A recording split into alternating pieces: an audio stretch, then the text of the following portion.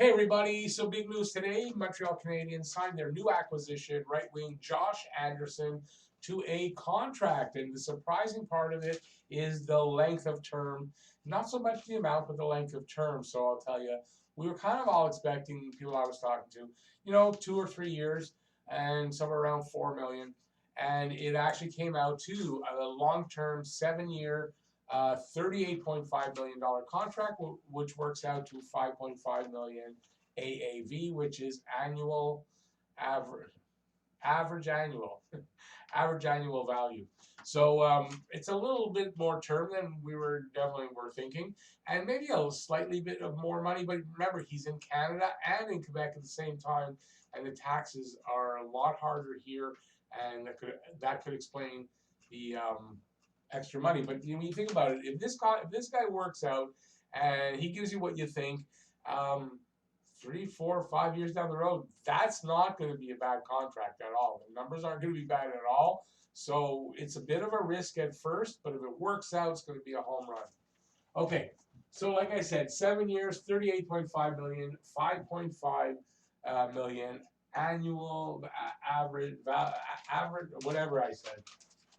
There's no signing bonuses. So there's a couple of things that in the contract that, yes, he got the term and some money, but he gave back a little bit in that there's no signing bonuses, which is going to make it easier at the end of the contract to trade. Also because it's a decreasing actual salary in the last years. So instead of like a lot of guys, they start out and it goes up, right, to the end. This contract's going to start out high and kind of work down to a lower amount. So if he does, if you have to buy him out, you're paying a lot less, and the cap hit's going to be a lot less.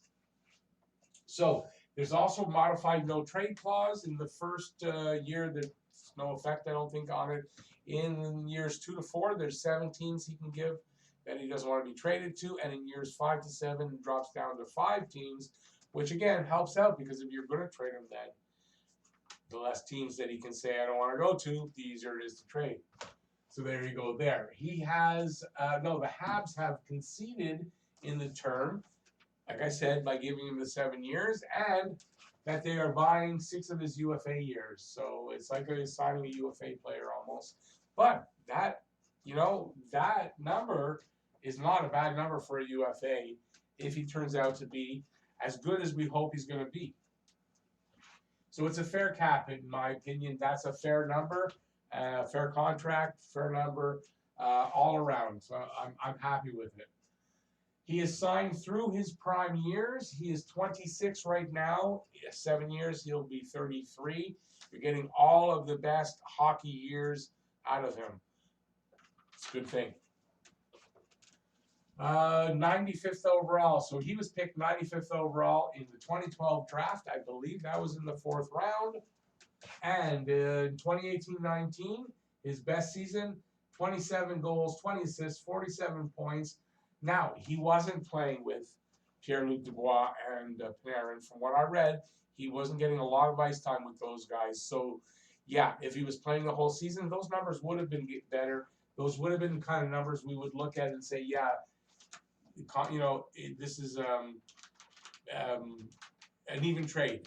Because people are saying Domi's that much better and it's not a fair trade. But I wasn't happy with the deal at first. But I also know, take a step back, take a look at it, and upon really looking at it, finding out everything that's going on with this contract and all of that, I really like the deal. I'd like to trade, and I'm happy with the contract. In his career, he's had 267 games played, 65 goals, 50 assists, 115 points. Nothing to be excited about, but it's the future and what this guy's potential is. Playing with good line mates on a good, solid team. Kind of game that he plays is going to really help everybody out and make this team better and his line better. You'll see. We'll talk about it here, I guess, in a second. He is a rarity in that he is a shooting right winger. You don't see a lot of that. There's so many players. So many players are left shot. I'm a right shot, so I like that he's a right shot.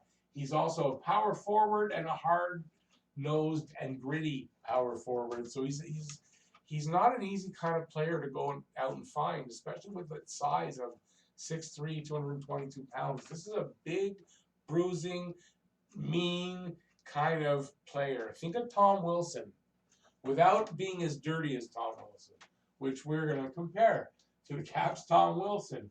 In 2018-19, Tom Wilson signed a long-term 6-year contract that had an AAV of $5.2 million.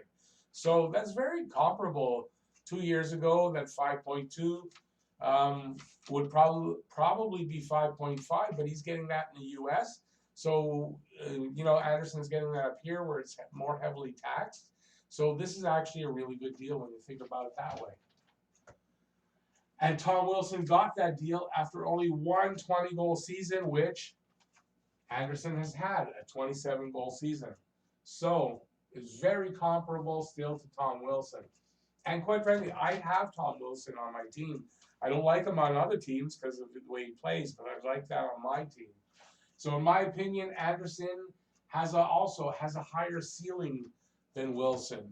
I think he's more skilled, more talented that way, and he plays a similar type of game, and I think he's got a higher ceiling. So I think this was a good contract and a good deal all around. He's been training with Gary Roberts, and Roberts has been raving about Anderson's conditioning. What did I write here now? About his conditioning and determination to improve. And his shoulder apparently is healed and he's ready to go. But Gary Roberts, he's like a fitness guru almost, right? This guy's in really good shape. He's all about training and, being in the best shape you can be and getting the best out of your body to play hockey. And if he's training with Gary Roberts and Roberts is raving about him, I think that's a really good sign. So I'm really happy to hear that. That's a really good thing you want to hear. Will make his line mates better, as I was saying, and that's just with his size and grit. He's going to make these guys a little bit better. So, and with his skill and everything, he's going to make guys pay on the other team, if they get into that dirty stuff. And it's just good to have a big guy like that, a big guy who's hard-nosed and gritty and isn't afraid to use his size. If he stays healthy, it's a big win. If he stays healthy through this contract, this is a big win. If he scores 20 to 30 goals a season, it's a home run, not just a big win. That's a home run, a grand slam home run for the win. So this has the potential to be a really, really good deal, and at the same time has the potential to be a bust if he is injury prone and every year he's hurt and all that. Then this could be a really big bust. So it's a very big risk, a risk that could cost Bergevin his job if it turns out to go sour. But if it doesn't and it goes the other way, I mean, this could get him GM of the year type of thing. That's how good this deal could turn out to be, in my opinion. So overall, I really like it. And I don't know, what do you guys think? Let me know in the comment section what you think about this. Take a time to reflect on it, and then give it a second thought and a second opinion. And what do you think about it? Let me know in the comment section down below. Give it a thumbs up if you like the video, and if you're new to the channel or haven't subscribed yet, please subscribe and ring that notifications bell. That's going to get you your daily fix of Blue Barn Rouge right here at Talkin' Habs. I want to thank everybody for watching this video, and stay safe out there. Peace out, y'all. Going to see you next video. Bye-bye.